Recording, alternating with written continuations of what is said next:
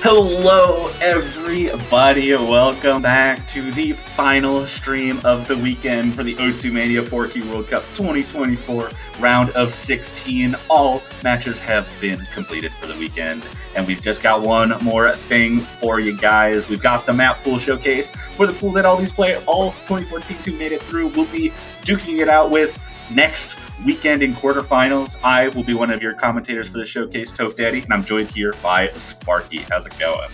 It's going absolutely fantastic. What a way to close out the weekend. Some really close matchups, some really dogged performances, and all that's left to do is show the players remaining what they are going to get themselves into. Oh man, I am so excited to see what is in store for the teams remaining. Yeah, it's absolutely gonna be it's gonna be interesting. These maps are getting quite difficult, though. We've seen them get difficult every year before this as well. But there's something new about it this year. I think that happens every year, where it just feels like everything's harder again. And all these players are so good, but I am excited to get underway with this map pool. Alrighty, so without further ado, let's go ahead and get on into it. Indeed. I'm playing peekaboo with us. Yeah, but I'm not sure where the map is. I'm gonna make it appear by sheer force of will. We shall summon it. I'm gonna go in the usual order here. Got all the rice picks to go through. We got the hybrids to go through. Got a little bit of stage fright. Gotta kind of get out. It's all good. It wasn't full stage fright. We did see it a little bit in the bottom corner there. So it's not fully gone. We're just waiting for a few technical issues to get fixed up. Yeah, it's one of those where we go from all the heart-stopping action, trying to get all the clients to behave throughout the weekend, all 6 players trying to keep them all in sync, that somebody's getting the last one. We did it. Okay, we made it. We've got our Rice 1 pick. It's going to be Petite Milady's Himawari no Sakamichi. And this is a map by Miauri Chezu. It's going to be, as you might expect, the speed map, and it's running at 170 BPM with an OD of 8 HP of 8 and a length of 2 minutes and 22 seconds. This has a very similar structure to Rice 1 from the previous round, from round of 16. It's just a little faster. Yeah, it's really one of those where it's amazing what can happen when you crank up that BPM. Just a couple of clicks here. We're going to 170 BPM, and with all these 1/8, 1/6 type snaps, you're pushing excess of about 340 at times. So the structure might stay the same, but trying to get your fingers down that much faster is really where we're going to start seeing potentially some players begin to hit their ceiling when it comes to comfort on speed picks. Yeah, absolutely, and 340 BPM, not the easiest to handle, especially with some of the implied mini-jag patterns that you'll see more of in the chorus. You see a lot of those trilly motions when it comes to the 1/6 patterns, but we're about halfway through, and we're going to hit the main chorus where those implied mini-jags are added alongside the 1/8 streams, and that's going to be brutal, I think, to keep up with for some players. Yeah, absolutely. The outer column is just getting the bulk of that implied mini-jag treatment. And I mean, even before transitioning into those denser sections, just the small one-hand trills going on at about 1/8 snaps, going on at about 340 BPM. You can kind of fly off the rails a little bit if you're not too careful when trying to maintain consistency on a pick like this. Yeah, and not to mention that it is also quite easy to get lost, especially if you're trying to focus on those implied mini-jet patterns. I know personally as a player, when I would do speed maps, it was very difficult for me to transition in and out of different types of streams. So with those kinds of implied mini-jets, it was so easy to get just fully lost and break combo. And in my honest opinion, streams are the hardest map type to recover combo from. Like, once you miss once and get lost a tiny bit, you're probably missing 5 times. Yeah, absolutely. So, good luck to the players. Your Rice 1 is now presented. We can transition right along to Rice 2 here. Absolutely, and this is going to be our jump stream pick. It's going to be category various artists. That is the song name. It's not by various artists. And you'll figure it out pretty quickly why it's called that. This is a mashup of a few different songs, pretty common ones that we've heard even in the World Cups, but this is going to be 250 BPM and no breaks. Literally no breaks. It just keeps... Jump stream is constant, which is a little bit of a change from the jump stream map that we had in the previous pool, where that map was about 3.5 minutes, but there was a long intro before the non-stop jump stream. This one just straight up 3.5 minutes nearly of just jump stream at 250. So this is going to be brutally difficult for some players to keep up with stamina-wise. Yeah, but that upper echelon of teams, I think we can both envision some teams that are just salivating at something like this, where it's just like, oh, okay, we're just being asked 1/4 straight 250 BPM streams. That is literally a warm-up. So they will take this happily, run with it all the way to the bank. This is probably going to be one of those that we saw this past weekend. Like, we were seeing teams banning out Rice 2, protecting Rice 2 back and forth throughout a lot of the matches, because of the fact that at this point we've reached a level where a lot of the player base is pretty comfortable with BPMs exceeding this level. Yeah, absolutely. I mean, 250 BPM already being used for like a quarterfinals almost stamina type chart. It is technically just a jump stream pick, but you know, in previous years that jump stream slot was split into 2 picks.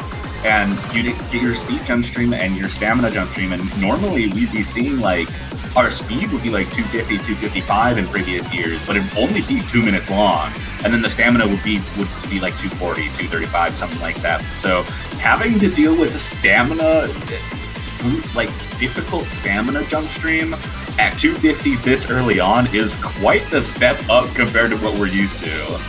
Oh, absolutely. This basically kind of sets the tone a little bit for the future map pools. If we're already pushing 250, you can kind of start to get a feel for what is coming further down the line once we get to like semifinals, we'll get to finals, grand finals even, as to what that BPM requirement is going to be. So if you're already starting to reach your limit at 250, might be in for a little bit of hurt. The team might need to start considering getting rid of this pick further on down the line, but still, as you mentioned, it is just non-stop action.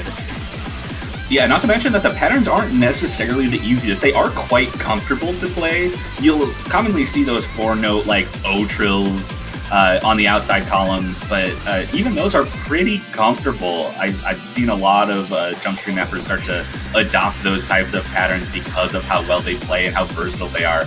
But more so on the difficulty side, there are sections where you can see those long anchors starting to come out, and even despite the patterns being kind of smooth, the repetition can definitely catch up to you. Oh, for sure. And then you ended out with these hand stream bursts. It's like, and a quad to finish it off. I can already see somebody spiking that last note. I'm calling it now. 100%. But that's going to do it for our Rice 2, our jump stream pick. And a little early in the showcase for this, but we've got something here for Rice 3.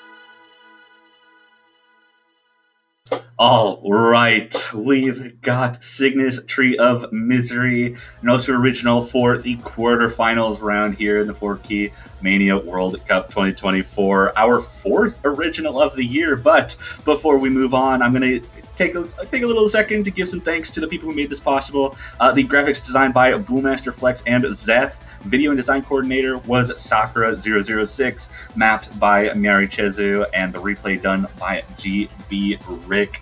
An exciting project, a really good song, and I'm really happy to see a song by Cygnus make it here. And that Korjak map, unbelievable. I love Miari Chezu's Korjak, so very exciting to see the Osu original here for quarterfinals. But with that, we can move into the next pick in the pool, which will be our Rice 4, so we'll be starting to get into some tech.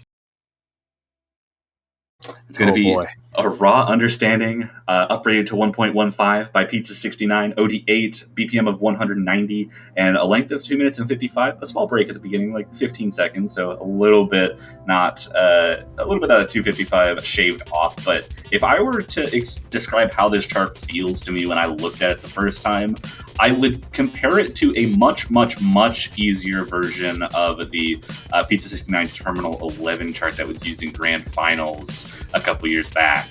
I don't remember the name of it, but basically my idea for this chart is it's not super difficult. It's pretty straightforward. At first, you do get a few of those mini jacks, and you got some really fast bursts, but as the map continues, it gets more and more difficult. Those mini jacks become triple jacks, and you see a lot more of the intermingling there as the chart goes on, so it gets a lot harder as the map moves forward. Yeah, and then if that wasn't already hard enough, you get some of these really, really tight snap bursts where if you're not too careful, you can find yourself crushing that entire pattern, playing what is essentially a 4-note run, 3-note run into an entire chord, and you're just going to be bleeding accuracy left and right if you're not too careful. It is the first time I get to say it. It is a very abrasive approach to the patterning here, and it is very easy to spike bad judgments left and right, and you can start to see the density begin to increase as well while you're trying to maintain your composure through some of those harder bursts as well. It is very, very difficult to play through. Yeah, and some of these mini J patterns are just mean. We saw a small one earlier where it was a 2-3 chord, two of those as a mini jack, followed by a 1-4 chord mini jack, and then back to 2-3, and that's just not nice. I don't know, man. No, I think anybody who has known Pizza69 for a while as a mapper just understands that they really don't pull any punches when it comes to how they layer their pattern structures. They're going to force you to perform everything that's being asked of you. Every little noise is being represented here, and as we continue on, this is also teetering close to 3 minutes, as you mentioned. A little bit of a break at the beginning, but once you really get into it, there really isn't any stopping. You're basically going at 100 the entire time. Yeah, definitely am. It does lighten up a little bit. We're seeing some less abrasive patterns here at the end, though. Not to be confused, there's still going to be some really difficult bursts. That the 1-3-2-4 burst, not the easiest to get good accuracy on. So I wouldn't be surprised to see some drops in accuracy just from those patterns alone. But that's going to be our first tech pick there. We'll be moving into our second of 3 tech picks, Rice 5. That's going to be a Koiwa Chaos no Shimobinari. I hope I'm pronouncing that right. I've had to do 2 Japanese song names already, but this is going to be our next tech pick here. Yeah, this one already stylistically a little bit different to what we saw just a little bit previously. You get this little bit of a dump style patterning when it comes to more free form snapping when it comes to the bursts that you're having to play through. It's more interpretive, and that's really where you can start to run into issues if you're one of those players that's more grounded in what is going on audibly. This could pose a bit of a challenge, especially when you start to get into those tighter snaps, just losing your way a little bit when you transition back into some solid ground verbally or just vocally. So definitely one to watch out for here. Yeah, I mean, comparable to the Rice 5 from round of 16, it has that kind of same dumpy structure. It's maybe a little bit less anchory in general, but I think if I were to make a comparison, I mean, it's ODZ0 or 0DZ0 or Dark Star from FFR, and, you know, they have been making dump charts for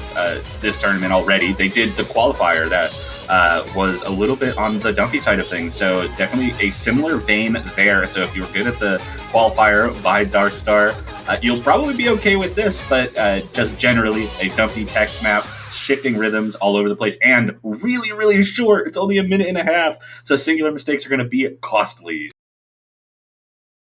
Oh, for sure. But that'll do it for Rice 5. Transition on to Rice 6, and we get our Frums chart, or our From song for Rice 6. Not even going to try to pronounce that name. It's the Frums map, but this is going to be by Vortex. It's 160 BPM, and it's OD8, and this is going to be probably the most straightforward of the tech picks. Definitely some awkward polyrhythms there. You see those definitely shifting the patterns there, and with the anchor on the outside columns. Not going to be the easiest to coordinate, but still pretty straightforward. Mostly a map that requires you to have solid fundamentals with like streaming. Same thing that we were seeing in A from round of 16, where it's the patterns aren't super like necessarily technical, but you have like the streaming motion of the map swapping out between like bursts and broken jump stream. Yeah, and in that earlier section, you have those really long polyrhythmic anchors like you were mentioning. It's like just trying to maintain your rhythm. If you're not somebody that has like a metronomic sense of what those pattern structures are going to be, I can imagine some drops, some maybe hundreds, 200s flying out here and there as you try and manage your way through them. And it continues again, not as much anchoring going on, but the gluts here now with all these chord transitions are going to be the major pain point as we make our way into the final third of this map. Yeah, and like we have this broken jump string here, but you're paying attention, you'll notice that that is basically the same pattern over and over. I would be surprised if we didn't see at least one or two people being forced to use like mirror, because this map, just the patterns with how anchoring they are and how repetitive they are, super mind-blockable. Yeah, absolutely. And then just the feeling shifts in between, where you go from these like 1/4 and it suddenly becomes 1/6 structures. It starts to compress, it starts to expand in terms of the timings. It really demands you to kind of just lock in, understand that things are going to kind of fly off the rails here and there, and transitioning in between those normal sections into the more absurd bits.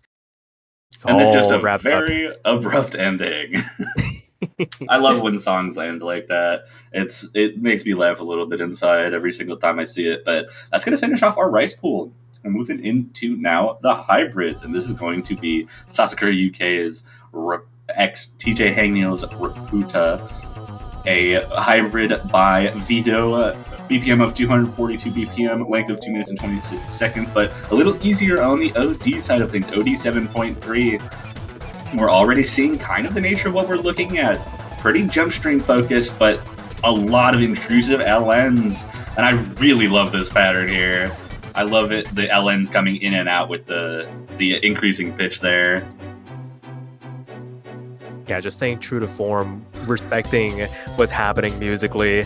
And I mean, I think we've had songs where these two artists have collaborated before, and just the feels that both of them are able to pull out here, and it's illustrated so nicely in the music as well, where you have these like rice bursts into LN transitions, and yet they still manage to marry into a very cohesive structure, as you mentioned, very jump stream oriented. But now we transition on these chord impacts begin to come through, and you slide on out of it into the back half now. Yeah, and if you're thinking about the artist, we have seen maps from them in the Mania World Cup. Notably, Apollo was in the tournament a couple years ago, and that map was very difficult, had a lot more of a focus on anchors, but the structure is somewhat similar here as well. You can see the jack motion starting to come a little bit more in favor here as the BPM also starts to increase throughout this chart, just like it does in Apollo. So the comparison is still apt, despite the fact that not quite as heavy a focus on anchors in this map. Yeah, still very much respecting that jump stream oriented stylistic approach, but then you throw in those LNs, not the most straightforward of releases at times. You got those staggers in between, and then having to hold on to an anchor while playing some other chords as well. You're just inundated with things to do at all points, and it begins to approach a bit of a climax section. That BPM begins to increase, things start to kind of fly off the rails, and being able to maintain composure when things start to kind of pick up the pace a little bit is what's going to separate the good teams from the really great teams that can put up really strong scores on a map like this. Yeah, and the BPM increase all super fast, so difficult patterns to boot, and that's going to finish it. We even see that full combo that map's going to be so hard to be consistent on, because some of those patterns are just difficult to combo in general. Absolutely, but we can roll right on to Hybrid 2. It's going to be Lapix's Carry Me Away. It is. It's a map by Mint, and this is going to be more on the technical side of things as far as the hybrids go. Got some of those bursts and super fast jacks to be oriented with. The map very much has like the reverse shields that you'd expect. You got the mini jack type patterns, but like I said, this is going to be a very technical hybrid. Some very fast bursts, very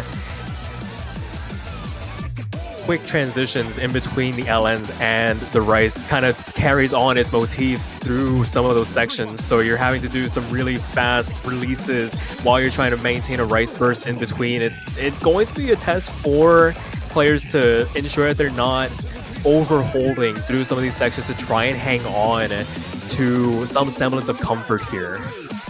Yeah, the OD is only 7.5, so again, similar to Hybrid 1, it does give you a little bit of leeway as far as accuracy goes, but you are absolutely going to need that with some of these patterns. You got some staggered releases on a few of the notes, not to mention all the transitions between the technical patterns, and we've seen, I think, 2 long jacks already, and like an abundance of triple jacks throughout this, so it's going to be a massive tester for your ability to coordinate yourself with technical long note patterns.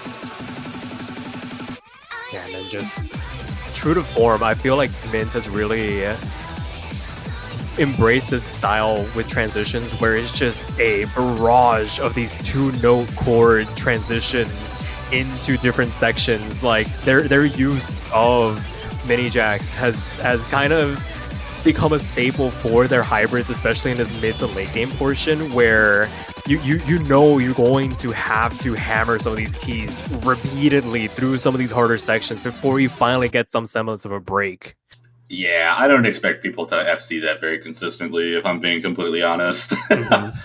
This hybrid pool not pulling any punches, and we've still got one more map left in the hybrid pool to go through, and we've got Soccer Burst Dragonlands. This is a collab between Altramp and Guden. It's going to be our last of our hybrids here. 200 BPM, 2 minutes and 53 seconds, and an OD of 7.3 with an HP of 8.3. So same kind of trend. We're seeing the ODs a little bit more lenient on these hybrids to make it so that they're not particularly focused on accuracy, but we're going to start off this map with a little bit of a break, just a little bit of an intro to get your ground together, get you ready for what's coming. Yeah, for sure. I feel like a lot of players will probably look at this as like, okay, fine, okay, a free 400 to 600 combo before things really start to kick off, but don't get complacent. Things really do start to fly off the handle here. Yeah, some really, really fast bursts. Those are not easy to hit. I want to say those look like 400 BPM bursts, but they're not very long. I think the real challenge with those bursts is going to be, one, making sure you can maintain accuracy and combo, but really it's about the long notes that come after them. Having to, do those bursts as fast as they are and hold down a long note at the end of it is not going to be the easiest to stay consistent on.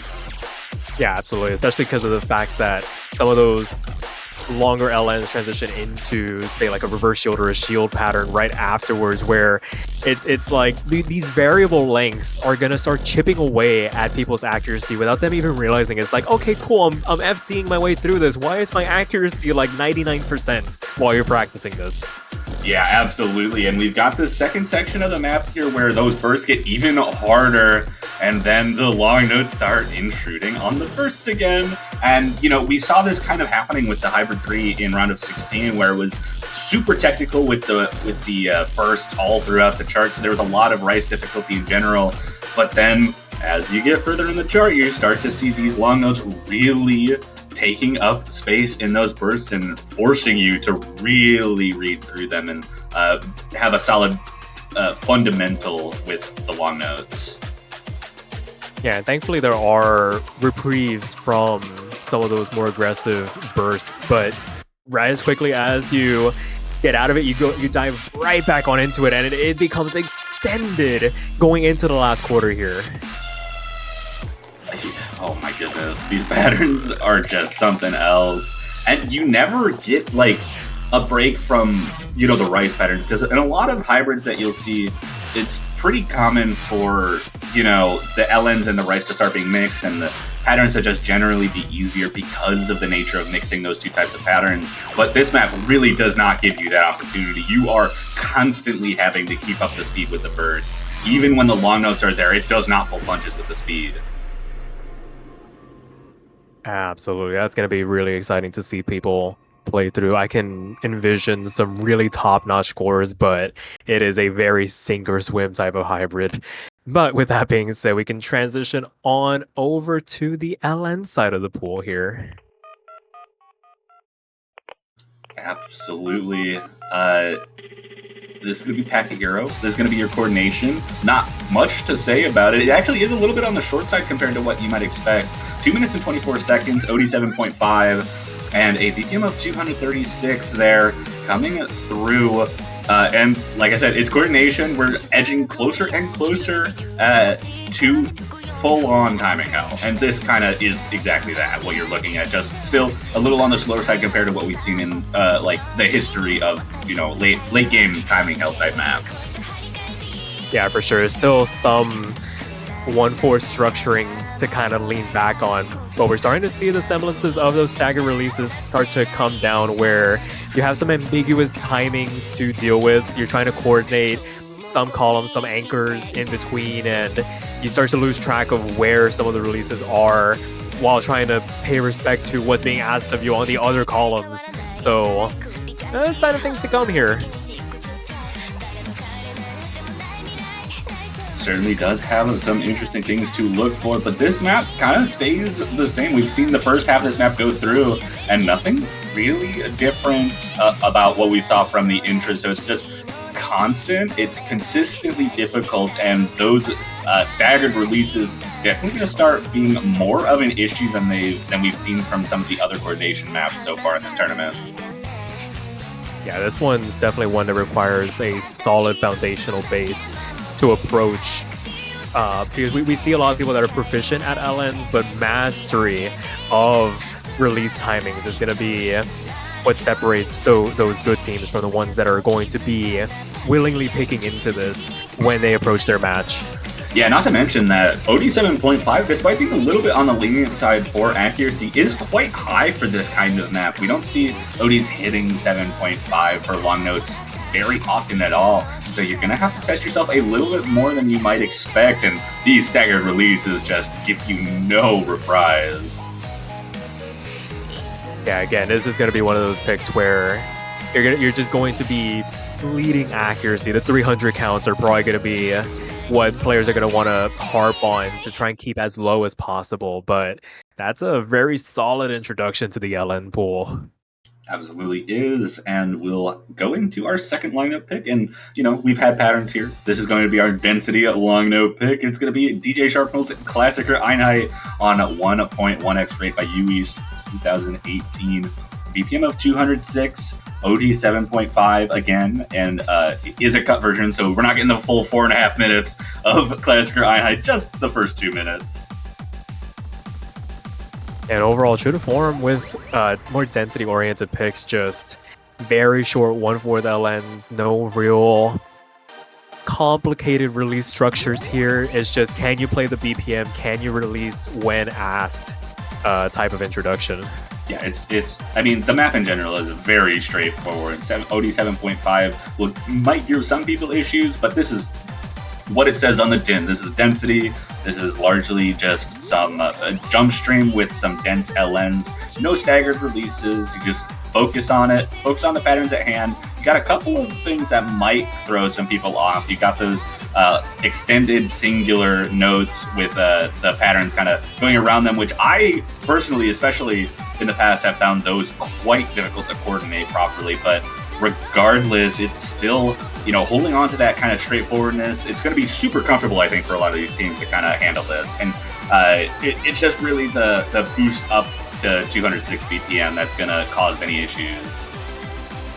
Yeah, it's kind of the same equation that we have with like the jump stream and speed rice picks, where it's like, can you handle BPM? Okay, cool. Now can you handle the release element? Can you make sure you're not overholding to try and compensate for that BPM change? So this is, like you mentioned, probably one of the picks that a lot of teams are going to gravitate towards if they need to kind of bite the bullet on the LN picks. This is a very solid option. Yeah, absolutely is. And even going into this outro here, the density really doesn't stop. Despite the song potentially getting a little calmer, you still do have to keep yourself on top of the LNs until the very end. And it is only 2 minutes, but that is a lot of combo. 4,400 combo in that 2 minutes is not a small number and should give a little bit of leeway with misses, but still on a map that's designed to be, that density long note, I think a lot of teams are going to feel very comfortable full comboing this.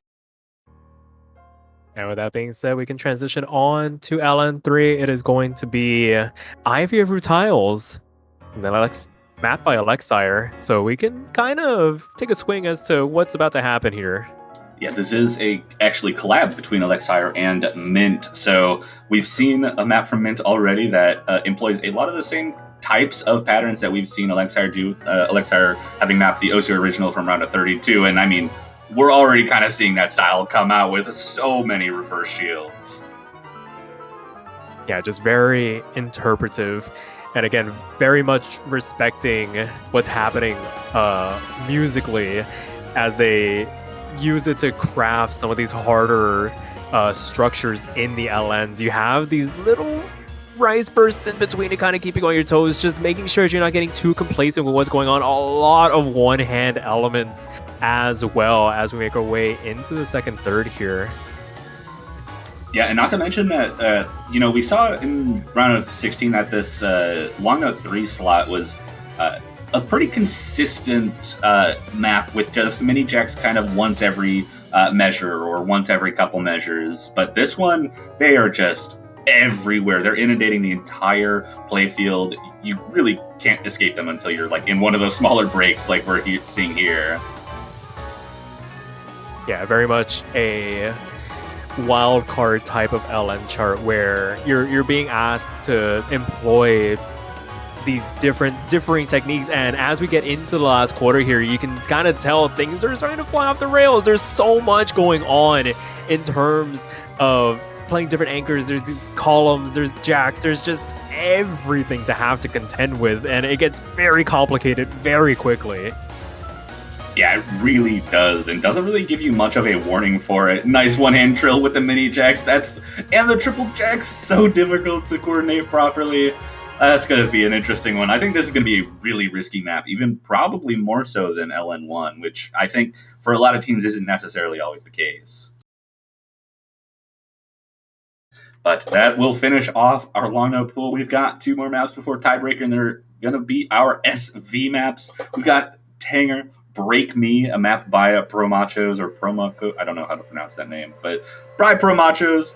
BPM of 190, length of 2 minutes and 49 seconds, so a little bit on the longer side for SVs, only OD7, so easier on the act, but this is going to be closer to our reading SV pick, and you can already kind of see where that's coming from. Starts off with a little bit of a funny stop there, but for the most part, this is going to be normalized well, so it should be somewhat sight readable, though there are definitely going to be patterns like that one that will get you off guard if you don't practice. Yeah, this is what I always love to say. It is just an anticipation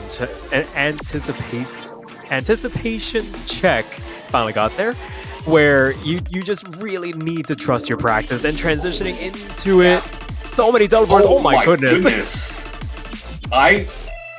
These split trills are ridiculous. It is so easy to misinterpret how long some of those splits are going to go, where if you forget where you're supposed to transition out of it, you're gone. That section's gone. Yeah, it really is, and that slow jam, not the easiest to read. You have to know where the first note is and just know when it ends, but I mentioned this is the reading pick. This is going to be a little easier to sight read than our other map in the SV pool. You can definitely sight read that, but you do need to take very careful note of the rhythm. It's very consistent and should help with some of the reading. So as long as you kind of know what's coming, you can keep on beat. But if you end up choosing wrong, like on one of those trills, you start on the wrong one and you keep the rhythm going with that, you're getting hundreds all the way down the line. Yeah, it is basically a little bit of a memory check, but as you mentioned, this is still sight readable. Sight read at your own risk, of course, but of course, it's definitely more doable. That being said, it is, whenever it comes to teleports this aggressive, it takes everything in a person's power not to flinch at what is happening. Yeah, and there are going to be a lot of patterns in this map that I think is going to be very useful to be ghost tapping. You can see actually on the replay, the replayer using ghost taps a lot to keep rhythm on this. Because the rhythm, like I said, very consistent throughout it. For the most part, you're going to see them landing on those downbeats, but sometimes there's larger gaps between those notes, and having the ability to ghost tap through them to keep your rhythm, make sure you're timing it right, is going to be very useful for some players. What a beautiful map. That teleport gimmick that happens with those split trills is a sight to behold. I hope teams practice this. I want to see this happen in match. We'll see. We'll definitely see a couple teams going for it, but I mean, You can only ban one map in the pool, and it might be this next one, so you gotta be careful about what you're doing. It's going to be first Frost map by Pope Gadget. More Pope Gadget SVs. We love to see it. 181 BPM, more OD7. It is also 3.5 minutes, so it's a little bit on the lengthy side. Both SV maps here for this map pool are a little bit on the longer side, so you're going to have to put in the time to make sure you know what's going on. And already kind of seeing the nature of how Poke Gadget does their SVs, you saw it was just a lot of mixing with the music. You're going to see a lot of changing spacing between the notes, even when the rhythms don't necessarily change. It feels like it just goes with the vibe. You're swinging in and out in the music, and the notes kind of go with what's happening. You can kind of you can get this gimmick down really easy if you just listen to what's going on. It's just trusting yourself to keep time with everything else. Yeah, not to mention that on top of it being like a little bit weird, like the rhythms aren't super strange, but the song definitely, if you're listening to the song and you know a little bit about music, you can tell that the what do you call it? It's like in 7/4 or something. Yeah, the time signature. Yeah, the time signature is very weird here, so that can definitely throw you off if you're not used to a non-traditional, I suppose, time signature.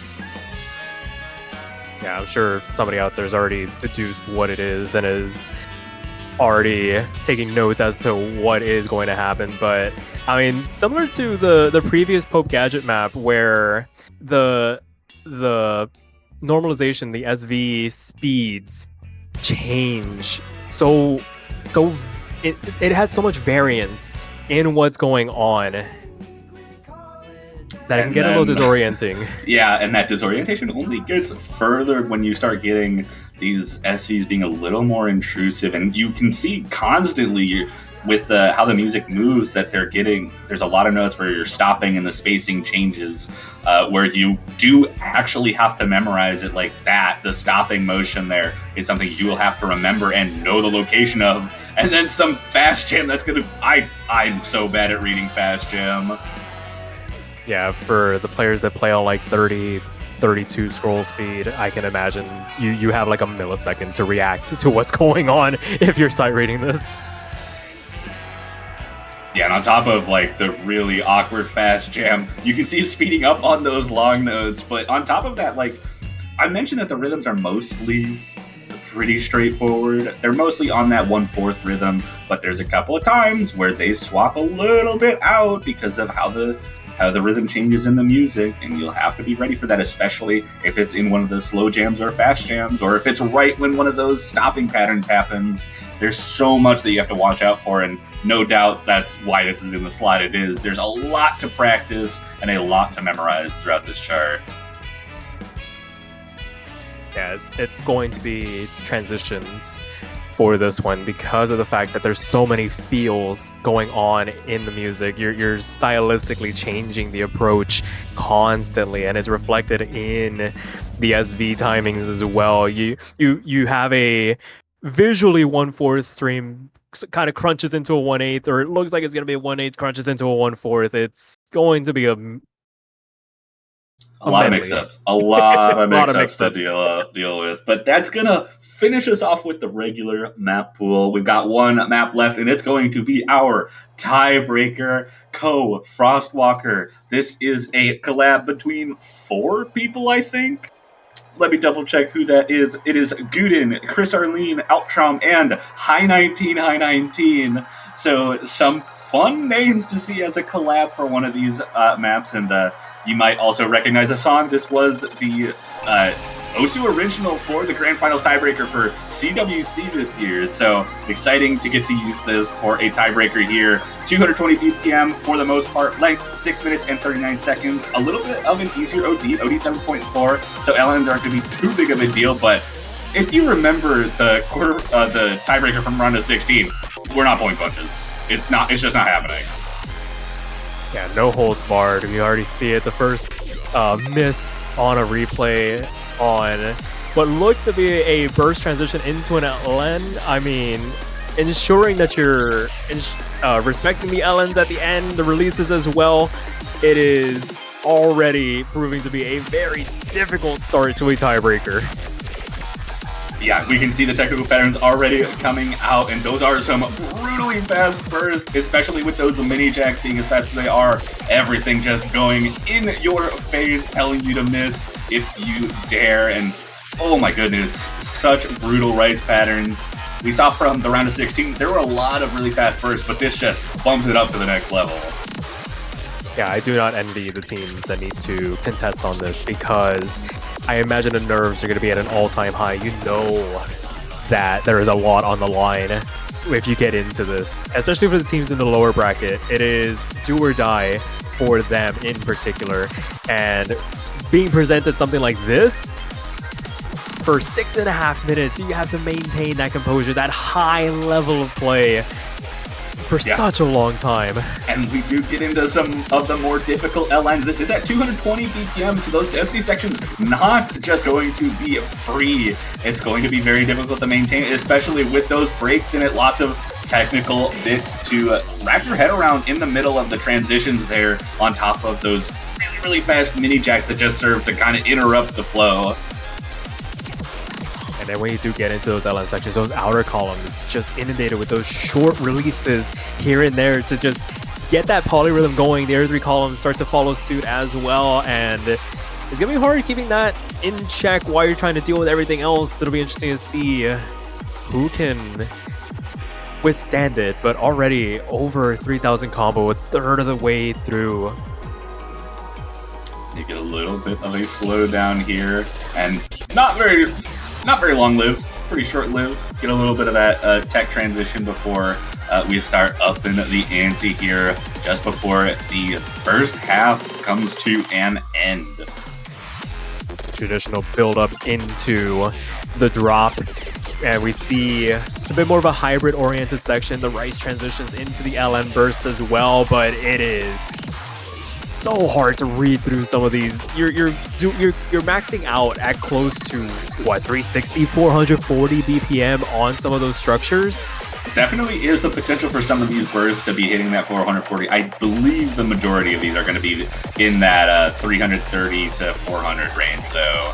So still nothing to sneeze at, and with patterns like that, very not straightforward to keep consistent on. Yeah, a bit of a core jack breakdown before you start to add more elements. These begin to speed up the tempo once again. And we move on into the next section. Last third of the map still left to go here. And you start to get the LNs starting to break through here. I imagine we're not long for a full LN section before we continue this build-up. Yeah, absolutely, we are due for it. We've seen a few long note sections, but this map largely been difficult on the right side of things, so we're just waiting for that LN difficulty to kind of pick up. And if this round of 16 tiebreaker was anything to say, we're in for some brutality. For sure, but before then, a little bit of an interlude, not a full break. Do not take your foot off the gas. It would be heartbreaking to make it this far. We've seen too many people missing the break. We've seen it too much. I can't deal with it anymore. Don't, especially the tiebreaker, don't do that. Be ready for what's happening. Hands on the keyboard till the ride's over, but regardless, we begin to pick up steam once again. This full inverse section transitioning into the burst where you get the rice kind of peeking its way in. Oh, that's such a fast burst. I'm not surprised to see the miss come out, and as expected, we see that LN transition as we get into the ending section, and full-blown LN density here right at the end to really start testing you. You can't just be good at rice. I'm not letting you. Yeah, just cannot afford to let either skill set slip. I could see teams coming into this with a lead, getting into this LN section, and just things going completely south. You have to make sure that you can read through these sections as well as you can, because teams are going to be desperate for a comeback, and that section has a potential to turn tides. It absolutely does, and the map's not over. We've still got about 30 seconds, and you can see from the score, still 150,000 points. Those LNs, not the easiest to coordinate with those jacks surrounding it, even if they look a little bit on the lighter side. Don't take your foot off the gas. It sounds like it's over, but I promise you it's not. Oh, those anchors on the outer columns while the LNs are going on in the inner columns. Just ridiculous. There's already so much being asked of you. Why is this at the end of a 6-minute gauntlet? Yeah, and this kind of jacky LN structure, so brutal on your stamina, goes back into the regular density with the jump stream on the long notes, so, and then, such fast burst to close it out in the last few patterns. I can't believe that Rick comboed through that. This is going to be such a challenge for the players, and I'm so excited to see if we get to have teams play it next week. We got 24 left. Surely one of the 16 matches that we'll be having next week will end the tiebreaker. What a tiebreaker for us by Guden, Chriserline, Altrum, and High 19. Yeah, with that being said, that will do it for the Quarterfinals Mappool Showcase. A hearty good luck to all the teams still remaining. I am looking so forward to next weekend. It is only going to get harder from here, and the teams are going to push themselves to even higher limits. But Toph, I think there's one thing we got to do before we close things out. It's tradition at this point for us. It certainly is, and I think I need to start off by asking you a question, and sure. That's, have you bought your banners yet? They're on the Osu store. You think I would go into an Mania 4K World Cup without buying a banner, without showing my support? Oh, you wound me, Toph. Can you tell the players, can you tell the people watching where they could get a banner to show their support as well? Nobody wants to be left out decorating their profile. Nobody wants to be left out, and it's so easy. Just go to the Osu store. It's linked in the chat. It's on the website. You can buy your banners. You can buy as many as you want for any of the 32 teams that made it into the bracket stage. Even the 8 teams that are already eliminated, you can still buy a banner for them and support support the tournament and our players. On top of that, you can buy as many as you want. So any teams that you want, you can have all their banners. You could buy banners for all 32 teams if you really wanted to. And is there anything special about these banners? Like if you predict the winner? Oh, if you predict the winner, that banner will stick around for just that little bit longer, extending into the next World Cup. You can flex just how good your prediction skills are. Or, if you're like me and you like to hedge your bets, if you buy all 32, one of them's gonna win. Yeah, one of them has to. But that is going to do it for us. Go buy your banners. Go have a great week. And I'm so excited for quarterfinals. I hope all of you guys are excited and ready to return for a action-packed weekend ahead of us. We'll see you guys then. Take care, y'all.